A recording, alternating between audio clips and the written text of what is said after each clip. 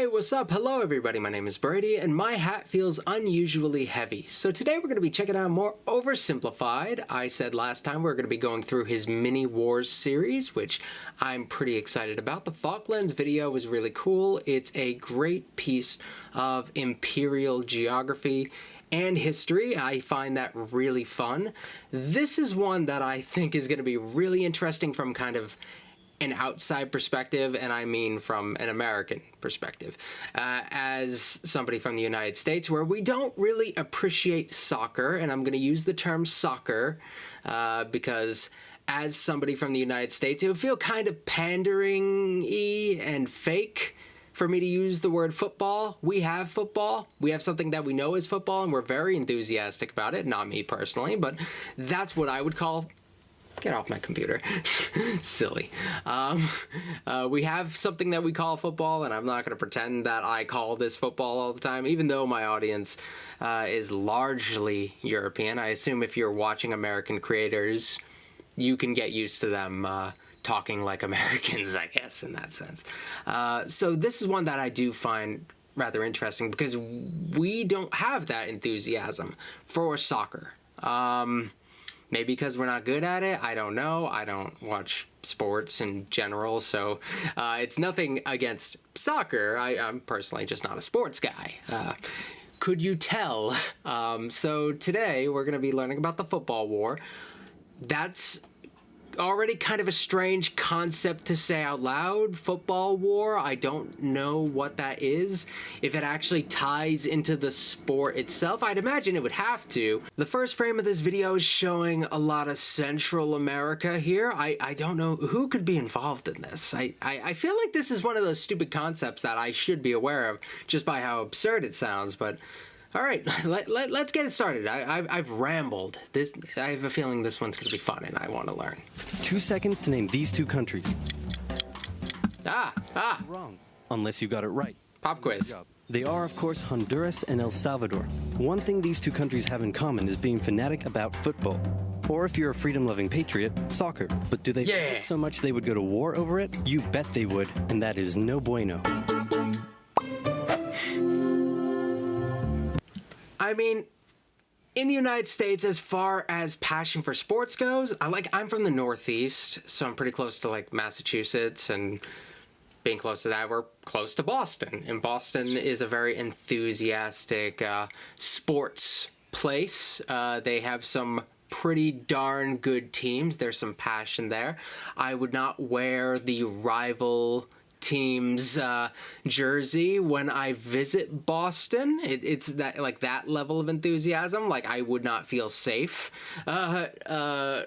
wearing the rival team's jersey, and I've seen plenty of video of like sports riots in the United States, but going to war over it sounds like an extra step. If there is like I don't know much about the history of American sports riots, so I don't know if there's anything rivaling, like maybe like a mini war within the United States. I'd imagine no. It's definitely nothing the government would get involved in, but would people really hurt each other over it? Possibly.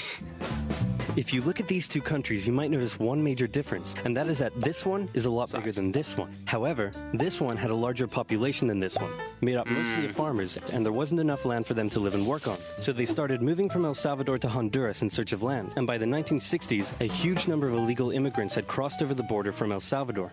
Meanwhile, in Honduras, it's 1963, and this guy has just staged a military coup to prevent the rise of communism, and is now the military leader of the country. Dude, the common themes that we find whenever we return to South America, it's very often during Cold War times that we find the occasion to talk about South America, and it often involves communist dictators or American-endorsed dictators, because we've done our fair share of propping up unethical leadership in South America. So our hands are absolutely not clean, especially during this time. He immediately began harassing the peasants' unions and other left-wing groups, but he's a little insecure about the legitimacy of his leadership. So he holds an election and wins. But then the opposing party says, hey man, that election was clearly corrupt and fraudulent, and also you've been bribed by the rich American banana companies who are taking all of our bananas tax-free. And now our economy is in ruins. And everyone started to get mad at him. Now if you ever find yourself the barely legitimate military leader of a corrupt Central American country, and you start getting into hot water, here's a bit of advice that has been tried and tested throughout the centuries. Blame something else. So blame the... I thought he was about to say start a war, because that was what he did in the previous one. And clearly a war is going to happen, but okay, blame somebody else. And we have a lot of that happening in the United States right now. Immigrants are blamed very heavily for American, lack of American prosperity. The people at the bottom, they'll often look at the immigrants with a certain level of resentment, even though they're often working jobs that Americans are not necessarily clamoring to work. They are kind of the scapegoat for a lot of American problems. It's kind of amazing how immigration, it's a disproportionately big issue in American politics, based on like how much it actually impacts normal Americans. It's like way more popular of an issue than it seems like it should be, considering how much it affects like the average Joe Schmo American. Salvadoran immigrants for stealing all the land and all the jobs and ruining Honduras. The immigrants found themselves under attack by the hostile locals. Egged on by the rich American banana companies who wanted all the bananas to themselves, the Honduran government began evicting Salvadoran immigrants who had been living on the land for generations and started sending them back to El Salvador. The Salvadoran elite were furious and protested, citing moral reasons, but in reality, they were just getting a little too crowded. So tensions were about as high as they could be, but then... Oh yeah.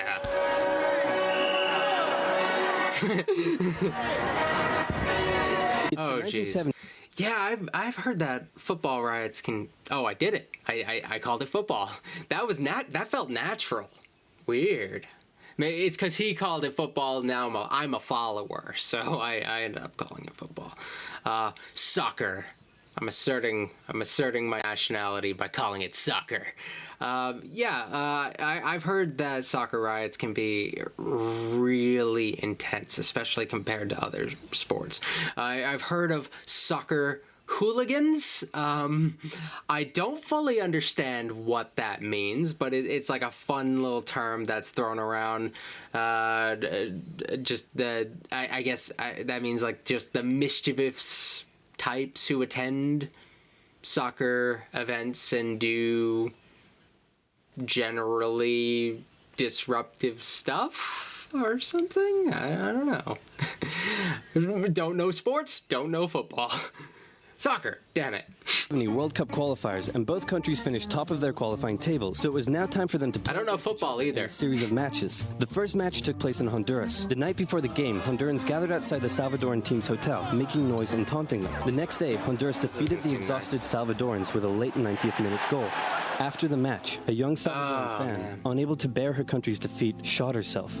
Disturbingly, the Salvadoran government glorified the incident and made her into a national hero. And at the next game, fans brought pictures of her to the stadium. Emotions were running high as the next match took place in El Salvador. And this time, that level of passion for any sort of sport is hard for me to understand. One interesting thing, though, that even as somebody who doesn't appreciate sports as much, maybe if the sports that Americans did value were more international, maybe I'd be able to relate more to this, because a lot, like the NBA, that's primarily the United States and a little bit of Canada, but that's close to home. The NFL, that's United States. We're typically not competing with football teams from other countries and stuff like that. So that's something that's a little bit harder to relate to. There's a lot that makes this harder to relate to, like the degree of passion here,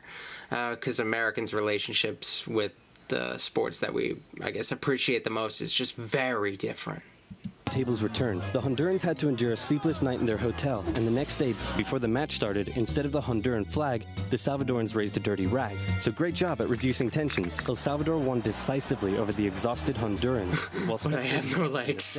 Team Honduras fled home in a bulletproof bus with rocks being thrown at them, and the Honduran coach reportedly told his players that they were lucky they lost. In response to the defeat, Hondurans began terrorizing the Salvadoran settlers even more. In some cases, This is... Okay. Passion's there. But doesn't this just take away from the fun of the sport? Don't you want your team to just legitimately beat the other team? Do the ends justify the means in this case? Clearly they do to the people doing this sort of stuff, but I can't understand how somebody can appreciate victory under those circumstances. I don't know. is reportedly throwing them off their land and burning down their homes, and the immigrants began fleeing back to El Salvador. The final game in Mexico would decide who went to the World Cup. It was close, but El Salvador... Ooh, we got neutral ground. ...knocking Honduras out of the tournament. The atmosphere is riotous, literally, and back in Honduras, attacks on the Salvadoran immigrants further increased. This was too much for El Salvador to bear. With its people under attack and an unmanageable refugee crisis on its hands, El Salvador severed all diplomatic ties with Honduras and declared war. How bad is this really going to get, 100 hours. 100 hours, okay. I was just about to say, like, how long can a war under these circumstances go on? I can't imagine this is going to be a prolonged military conflict, and it's in the MiniWars series, so it really couldn't be. Hours war, because that's how long it lasted, making it one of the shortest wars in history. El Salvador started by carrying out air raids in strategic locations within Honduras, including Toncontin International Airport, which prevented the Honduran Air Force from getting into the sky. Then, with their superior army, they began an invasion along two major roads, complete with light tanks and infantry. Their advance was rapid, and they were quickly approaching the Honduran capital. Then the Organization of American States met in a bit of a panic and unanimously agreed that war between El Salvador and Honduras was a bad thing and probably shouldn't continue.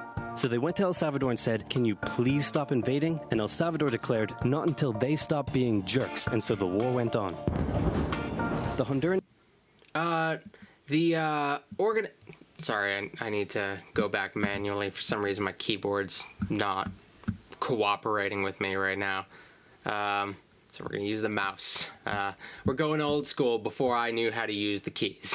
The Organization of American States is something that's kind of understated from the American perspective, I suppose. I can't do that. I can't just call it America when we're talking about like an intra-American conflict. Often I'm talking about the United States in relation to European countries, which in that case it works and it's easy to make that difference. But in this case, when we're talking about American organizations within the American continents and different countries within the American continents in conflict with one another, and the United States would be involved in this Organization of American States, I have to be a little bit more specific. The Organization of American States is understated in the United States history and its impact. I don't know if... It's interesting. A lot of our dealings with South America are things that I never really was taught as much in school. Anything that I have managed to learn, I've sought out on my own. It is a lot of the history in the way that I've been taught it, and this is just my perspective. Maybe other Americans have had different experiences. Maybe if you're closer to the southern border, maybe you'd learn more about dealings below the southern border. I feel like that would probably make sense, but from where I am, we have a very Eurocentric way of telling American history, which has its own value, but I kind of wish I learned more about a lot of this stuff early on before I had to seek it out on my own. Salvador declared, they stopped being jerks, and so the war went on. The Honduran Air Force finally got into the sky, and with aid from neighboring Nicaragua, they successfully carried out air raids on Salvadoran air bases and oil facilities, crippling the Salvadoran supply line and stopping their advance dead. Caught in a bit of a stalemate, the situation was no longer advantageous to El Salvador, so when the Organization of American States once again asked them to stop and agreed to ensure the safety of the Salvadoran immigrants, El Salvador relented, and a ceasefire was organized on the 18th of July. Then the OAS said, "Can you now please withdraw your troops from Honduras? No, please, no, please, no, please, no. Do it or we'll sanction you." You don't want that. You know what? Just for you, I'll do it. So El Salvador pulled its troops. I mean, we don't have like the most powerful nations in the world here. I'm sure they have their own power, but like if all the other countries in North and South America come together, you could really cripple them economically. I think the saying is the best way to win a war is by not getting into a war, and if you have the right amount of friends around, economic sanctions can be enough to avoid conflict. In this case, we have two sides who did not seem to leverage outside forces nearly as much before they really just felt like they had to step in. But it feels like one of those conflicts that could have been avoided so much more easily. So most wars, I find, it's very easy to argue that they could have been avoided. There are plenty of examples where it's like, okay, not much could have been done about that. We had to fight. But it seems like this is one of those cases where this is what we call a stupid war. This is a stupid war. There are wars that have a certain degree of legitimacy to them, and you kind of understand what needed to come out of them, and that there may have been a certain necessity to it. I never want to say that because who knows how many people get hurt in any given conflict. But this was just freaking silly. Troops out of Honduras on the 2nd of August, and with casualties in the thousands, the war was over. The economies of both nations were damaged by the war, and El Salvador didn't have the capability to take hope care you're of happy. Immigrants, a crisis that eventually helped cause a civil war. The war left behind land and border disputes, some of which are still a cause of tension to this day. Huh. El Salvador went That's to play in the interesting. World Cup, but lost every match they played and didn't make it past the group stage. So in the end, nobody achieved anything, and there were no winners. Except for this guy. I mean, that guy always wins. Let's be real. Help oversimplified by a better mic. Oh, okay.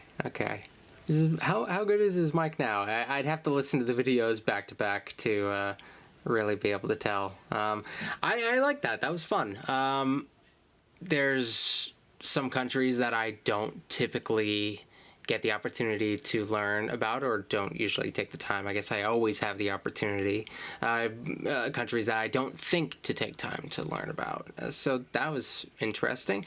Learning about a conflict through kind of a cultural lens that's a little bit harder to understand allows me to like step out of my own shoes a little bit and like try to empathize with these people, despite the fact that I have some obstacles in trying to like fully put myself in their place, but I'm trying to do my best. Yeah, it was really interesting. These mini wars are funny, and they shouldn't be. War should never be funny. War is hell. But just kind of the ridiculousness of some events in history, despite their tragedy, are